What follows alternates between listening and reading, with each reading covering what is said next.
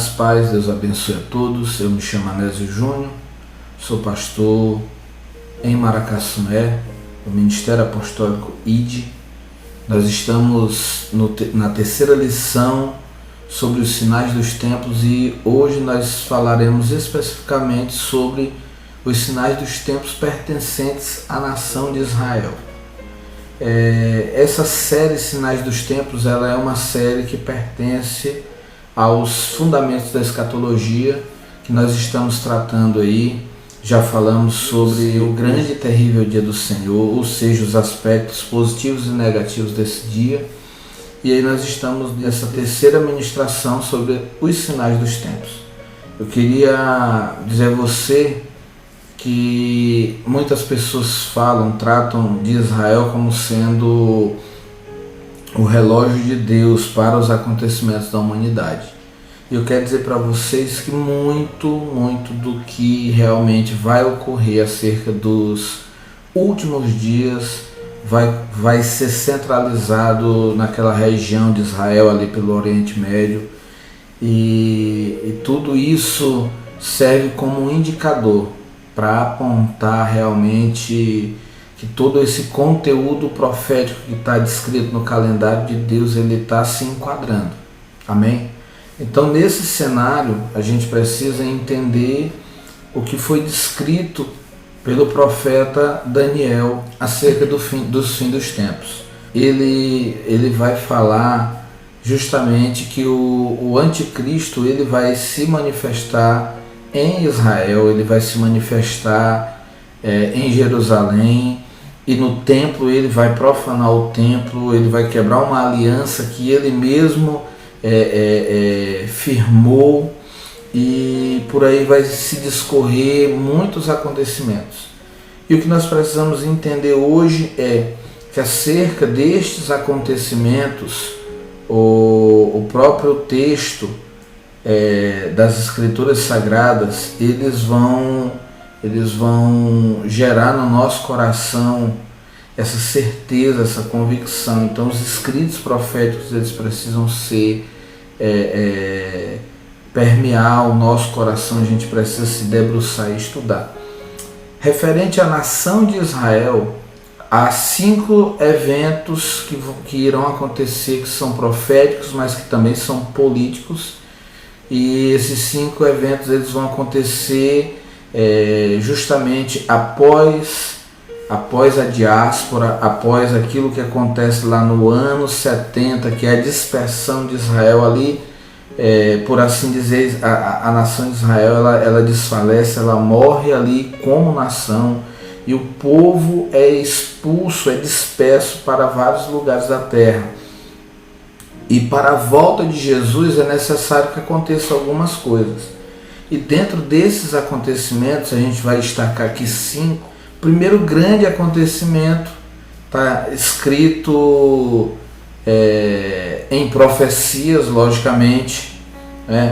O profeta, a gente vai tratar já daqui a pouquinho sobre isso, declara que a nação de Israel ela iria retornar, ela iria renascer. Isso aconteceria no dia 15 de maio de 1948. Então o primeiro grande acontecimento nos últimos 2000 anos aí foi o renascimento da nação de Israel, que é um grande marco. E outro grande marco acontece logo anos após aí, em 1967. Então 15 de maio de 48 Israel renasce, e junho de 67 a cidade de Jerusalém é retomada pela nação de Israel na Guerra dos 6 Dias. 2 dos 5 grandes acontecimentos estão aí permeando esse período de 70 anos, um pouco mais de 70 anos agora. Lembrando a você que uma geração bíblica ela vai puxando assim com muito enfado e muita dor. Uma geração bíblica ela pode ir até talvez 100 anos, mas geralmente uma geração bíblica ela tem 70 anos. Então a retomada da cidade de Jerusalém é um segundo marco. A cidade de Jerusalém ela volta a ser o palco de toda controvérsia mundial. Isso é descrito pelo profeta Zacarias. Ele vai dizer isso, que Israel seria uma pedra, seria um peso para as nações. E não obstante essa profecia, um terço das resoluções da ONU elas se tratam sobre Israel, sobre o território de Israel, sobre a nação de Israel. Então Jerusalém ela se torna novamente esse centro dessa controvérsia. Tem o estabelecimento da União Europeia no mesmo lugar onde o Império Romano se estabeleceu, o lugar onde o Império Romano vai emergir novamente, porque de todas as nações que atacaram Israel, de todas as nações que vieram sobre Israel, a única nação que ela não foi dizimada, que ela não foi completamente destruída, o único império que não foi abatido por um outro império, foi o Império Romano. O Império Romano ele emergiu na história e vai submergir, entendemos assim, na figura da União Europeia, das nações que dão base à União Europeia. E o quinto e último evento profético, logicamente, é o momento em que um líder mundial muito habilidoso na política, na economia, e vai ter influência também religiosa, esse líder ele vai conseguir fazer uma aliança de paz entre Israel e o Oriente Médio. Se você observar de todos esses 5 eventos que eu te falei até agora, o único que está faltando acontecer é justamente o anticristo se manifestar. Então 4 desses eventos já ocorreram, meus queridos, num período aí de 70 anos, de um pouco mais de 70 anos talvez. Mas observe, Jesus ele diz assim, que tudo o que, não só isso, mas todos os eventos descritos em Mateus capítulo 24, do versículo 3, do versículo 4 até o 30 aproximadamente, uma única geração veria tudo isso acontecer. Então nós estamos em uma geração que está vendo esses acontecimentos acontecerem. Nós precisamos nos preparar. Precisa haver no nosso coração diligência por estudar, por saber, por entender. Então Israel, aqui depois dessa introdução, eu queria dizer para vocês que Israel se torna uma nação e toma o controle da cidade de Jerusalém, que é um desses pontos que a gente falou. E o restabelecimento da nação, meu irmão, como um Estado independente de Israel é milagre. É milagre. O povo judeu voltando para o seu território, isso é milagre. Isso é um milagre, irmãos. Se você estudar sobre a guerra, essa guerra dos 6 dias, se você for estudar sobre a guerra que fez uma aliança, uma liga árabe contra Israel no período do Yom Kippur, onde o pessoal de Israel estava celebrando uma das suas festas mais sagradas, foram pegos de surpresa e mesmo assim eles avançaram e tomaram território. Então, irmãos, Deus permitiu, depois da criação do Estado de Israel, que Israel entrasse em algumas guerras, e em todas essas guerras Deus permitiu que a nação de Israel tanto se consolidasse, quanto a nação de Israel conseguiu alcançar coisas muito importantes, como a retomada do controle de Jerusalém. Isaías 66:8 diz assim: quem jamais ouviu tal coisa? Quem ouviu coisa semelhante? Pode acaso nascer uma terra num só dia? Ou nascer uma nação de uma só vez? Pois Sião, antes que ele viessem as dores, deu à luz os seus filhos. Meu irmão, isso aqui é milagre de Deus. Só foi o próprio Senhor que possibilitou essa nação, queridos, poder alcançar isso, realmente ter fronteiras, ser uma nação novamente. O renascimento de Israel é um marco muito poderoso De 2000 anos para cá, se você parar para analisar, antes de 15 de maio de 1948, não existia um território, não existia um governo, não existia uma nação que fosse reconhecida.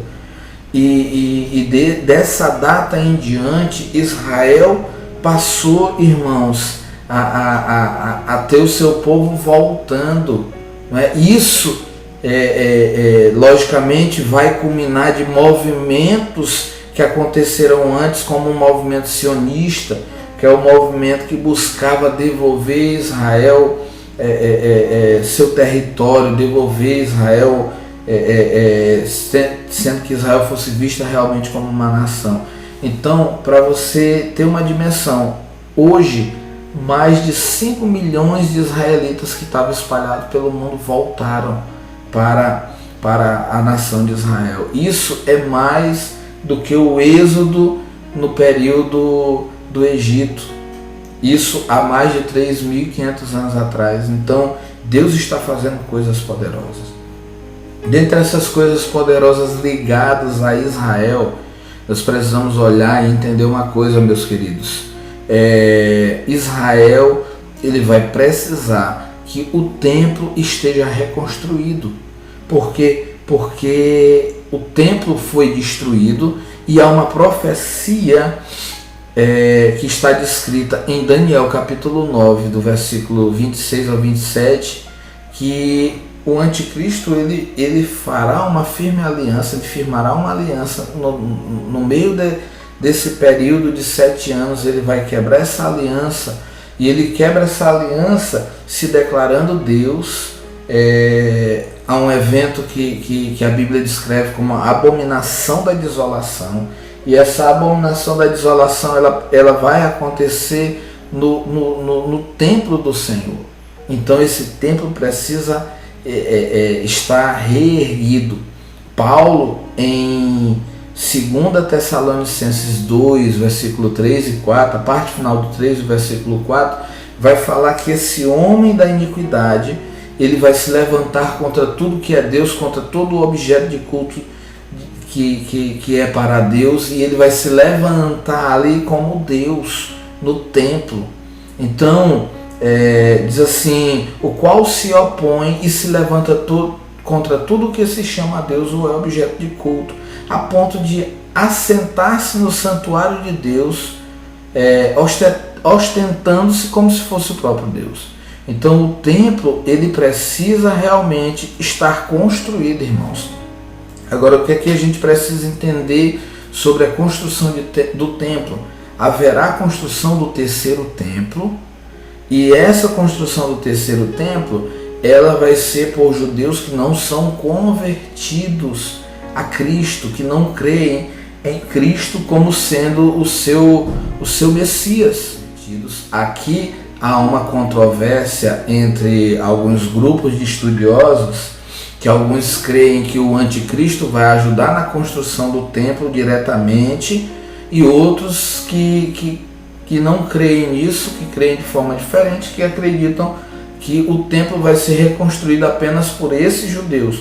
O certo é que o anticristo, ele vai entrar com uma aliança de paz, e ele vai fazer com que as nações árabes, por assim dizer, devolvam aquele lugar onde hoje tem o Domo da Rocha, e ali o templo vai ser reerguido novamente. Porém, irmãos, há um templo que vai ser reconstruído pelo próprio Senhor Jesus, e esse templo, ele não é qualquer um templo, ele é o templo milenar, vai ser no período do milênio. E aí nós vamos ver isso aí em Isaías capítulo 2, versículo 3, capítulo 60, versículos 6, 10, 13, e mais alguns textos que a gente vai deixar lá na página do Facebook, né, no perfil do Ministério Apostólico ID.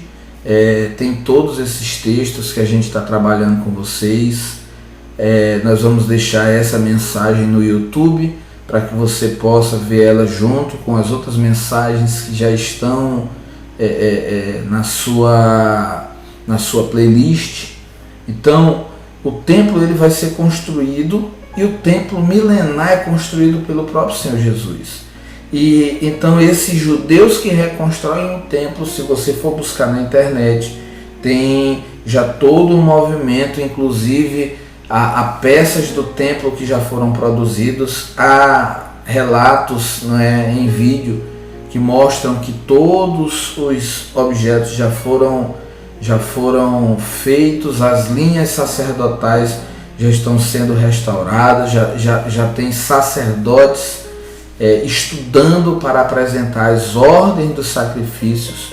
Tem um vídeo, se você for buscar na internet, onde o altar do sacrifício, que vai ser o altar de sacrifício diário, foi consagrado aos pés ali, a base do muro que a gente conhece como o Muro das Lamentações. Então, por quê? Porque tem que haver a abominação da desolação. Por quê? Porque é o principal sinal, irmãos. É o principal indicador, irmão. Quando a abominação da desolação acontecer deste período até 3 anos e meio, Jesus volta. Porque depois que acontecer a abominação da desolação, você vai ver a partir do versículo 15 de Mateus 24, o que Jesus vai falar já é a respeito da grande tribulação que vai acontecer. Depois da grande tribulação é a volta do nosso Senhor Jesus Cristo. E se você observar, é justamente o que acontece lá no livro de Apocalipse. No livro de Apocalipse, quando é que a última trombeta toca, a 7ª trombeta? Ela toca no capítulo 11 de Apocalipse. E quando você vai para o capítulo 11 de Apocalipse, o que é que acontece? Ali está descrevendo os 3 últimos anos, que é conhecido como a grande tribulação. E logo após a grande tribulação, Jesus volta. Se você for observar todos os textos que a gente tem referentes à volta de Jesus, e todos os textos que falam da igreja se encontrando com o Senhor nos ares, é nesse momento, é o único momento onde o Senhor está voltando e a igreja está se encontrando com ele na sua volta nos ares. Então, irmãos, quando acontecer a abominação da desolação, 3 anos e meio depois, Jesus Cristo voltará. E esse tempo dessa abominação da desolação vai ser um tempo muito terrível, porque, em primeiro lugar, porque o anticristo vai perseguir todo mundo que se negar a adorar ele. Porque ele vai se levantar como Deus e ali ele vai exigir adoração. E todo mundo que se prostrar e adorar a ele vai estar com ele, porém vai estar contra o Senhor. Mas todo aquele que desejar de coração e entender que ele não é Deus e que entendem quem é o verdadeiro Deus, vão sofrer perseguição. Porém, em segundo ponto, irmãos, Deus destruirá as pessoas que cedem à pressão do anticristo para adorá-lo. Então, haverá punição contra os cristãos, haverá perseguição, haverá também martírio, porém, o Senhor punirá todos aqueles que se voltarem contra ele. Deus liberará juízos. Então, a abominação da desolação ela é mencionada por Daniel no seu livro e é mencionada por Jesus Cristo em Mateus 24, 15 e em Marcos 13, 14. Então, irmãos, Israel, aí já é mais um ponto, Israel, ele firmará uma aliança com o anticristo, irmãos. Essa aliança, assim nós cremos, é que vai possibilitar para Israel paz com o Oriente Médio, mas também vai possibilitar que a nação de Israel reconstrua o templo. E é necessário que essas coisas aconteçam. Então, muçulmanos e judeus, irmãos, vão caminhar por um período, mesmo que seja curto, 3 anos e meio, mas eles vão caminhar em um período com paz durante o período em que a gente conhece como a falsa paz. Essa falsa paz será para quem? Para judeus e o povo do Oriente Médio, o povo muçulmano e aqueles que não são cristãos. Durante esse período de falsa paz, a igreja, por se posicionar contrário a tudo isso, por entender que é uma aliança fraudulenta, vai denunciar a obra do diabo e por causa disso ela vai ser perseguida. Então o anticristo ele vai usar essa aliança para que ele se intitule o próprio rei de Israel, o próprio Deus, porque ele está fazendo tudo isso. Então, irmãos, ele vai ser muito sutil em tudo isso, porém essa sutileza vai ser abandonada para viver depois um período de grande agressividade, irmãos, tanto agressividade política, quanto agressividade econômica, quanto agressividade das milícias do poder, tanta agressividade religiosa, vai ser exigido a adoração a Ele. Então vai ser um tempo, irmãos, que só o Senhor e Jesus Cristo ensina isso em Mateus, né? Que seria um tempo tão difícil que se não fosse abreviado, irmãos, esse tempo ninguém ia aguentar. Porém, o texto também diz que foi por causa dos escolhidos que o tempo foi abreviado. Então, por causa dos escolhidos, irmãos, por causa dos escolhidos. Os escolhidos estarão aonde neste tempo da grande tribulação? Estarão aqui na terra. E por causa dos escolhidos, há um tempo determinado. A história de Israel nos mostra algo muito interessante, e isso eu aprendi agora aqui recentemente. Isso é algo muito poderoso. Irmãos, nenhuma nação, com exceção a de Israel, manteve o seu idioma sem ter uma terra natal. Não passaram de uma geração e perderam o seu idioma. Israel, irmãos, o hebraico não é uma língua morta.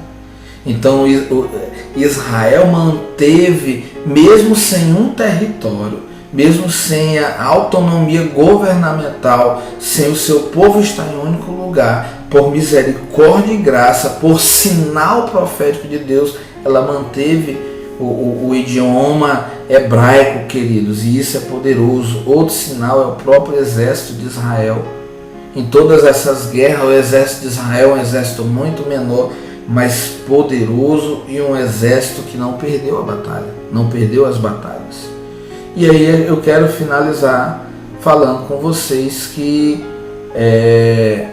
o retorno de Israel se a abominação da desolação é o ponto que vai dar aquele estalo, daqui a 3 anos e meio, o anticristo fazendo isso que está fazendo, daqui a 3 anos e meio Jesus voltará.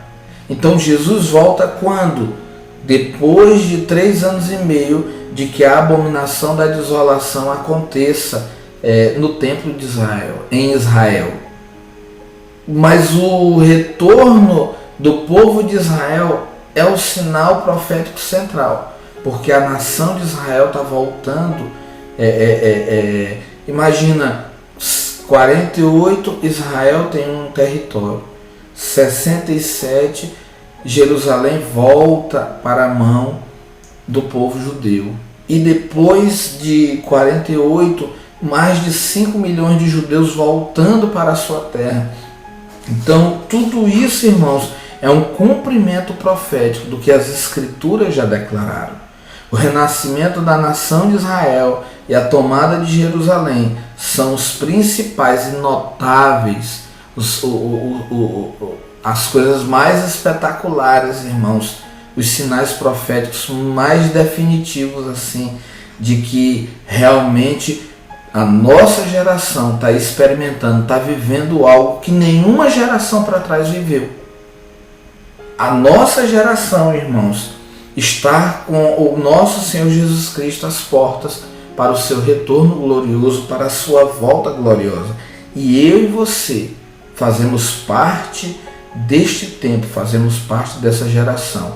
Agora eu pergunto para você, diante de todos os sinais que nós já vimos, desses sinais que nós estamos olhando hoje, você vai continuar passivo ao estudo da escatologia, você vai continuar passivo ao que Deus tem para a tua vida, você vai continuar passivo a tudo que você tem visto nesses últimos tempos. Então nós não podemos nos tornar um povo passivo.